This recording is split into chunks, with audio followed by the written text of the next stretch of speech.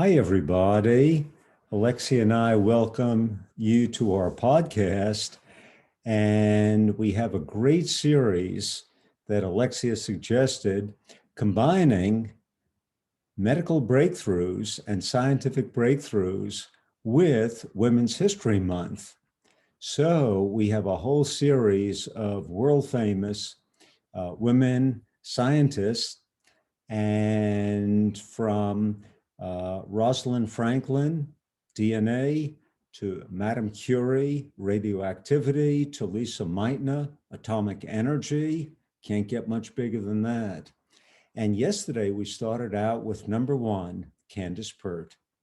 And Candace Pert's claim to fame was that she discovered that our own bodies produce natural painkillers.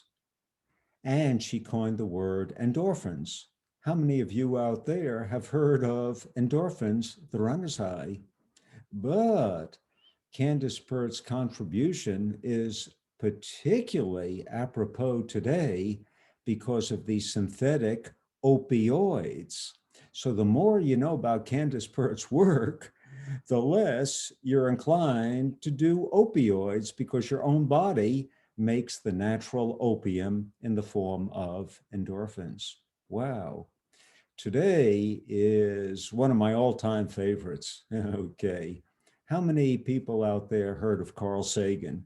Billions and billions of stars. Okay. Well, his wife, Lynn Margulis. Okay. And the two of them were sort of like child prodigies at University of Chicago right after the war. Okay. And Carl, of course, majored in astronomy, and Lynn Margulis majored in molecular biology. And here's the key to the whole story. The year was 1947, okay? And if you were in, let's say, college, then you'd have a light microscope, a big magnifying glass, about 1,000 magnification.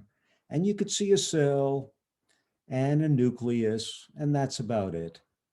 But all of a sudden, 1947, the electron microscope came out, and the magnification went from 1,000 up to 100,000.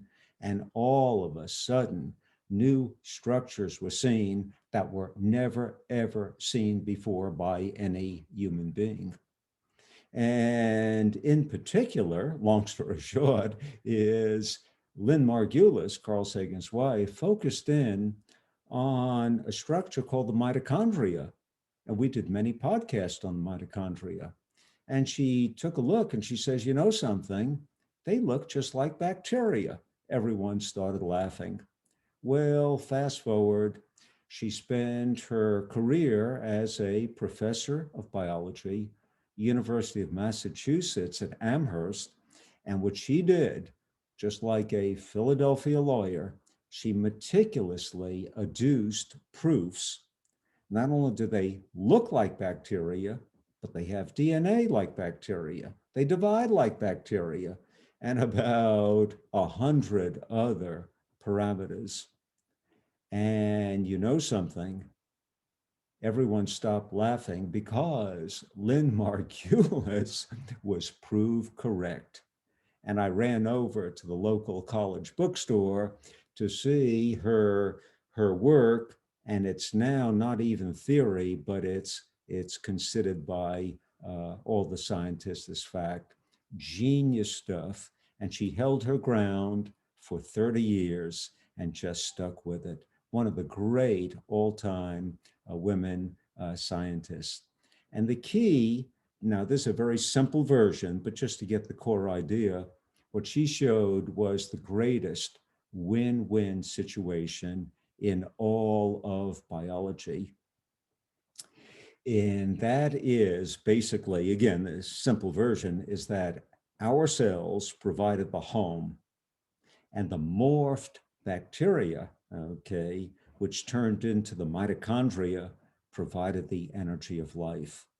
Wow, what a symbiotic relationship there. Okay.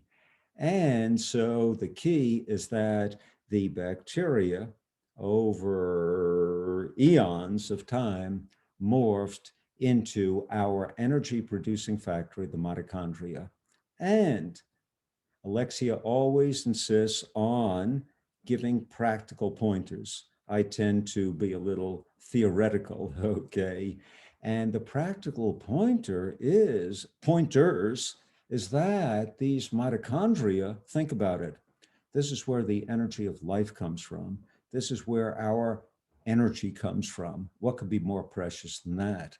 So, like Alexia says, number one, make sure you do your daily aerobic, because there's a new term in the medical literature called mitochondrial biosynthesis, basically making new mitochondria, okay? And that acts as a stimulus to make more energy factories. Is that good? Okay. Number two is Alexia says that make sure if you have a choice of two fuels that your body burns, carbs and fats, you tilt towards the good fats because that's the preferred fuel in the mitochondria. And when you burn fats, there's hardly any byproducts called free radicals, which could be toxic and reflect back and kill mitochondria. And that's why some seniors are tired all the time because they're lacking the energy factory. Okay. And like Alexia says, the good fats are avocado, olive oil, omega-3, things like that. So, one of the biggest theories on aging is the loss of mitochondria over time. So, thank Lynn Margulis, Carl Sagan's wife, for genius stuff. In my opinion, two Nobel Prize worth. She definitely was thinking outside the box on that one to show that bacteria actually turned into our energy producing factories called the mitochondria. And then thank Alexia again for suggesting that we combine Women's History Month with the great breakthroughs in medicine and science. And of course, that's our series. So we will look forward to seeing you tomorrow and continue our really good series on great women in medicine and science. Alexia and I thank you so much. Have a great day. Bye-bye.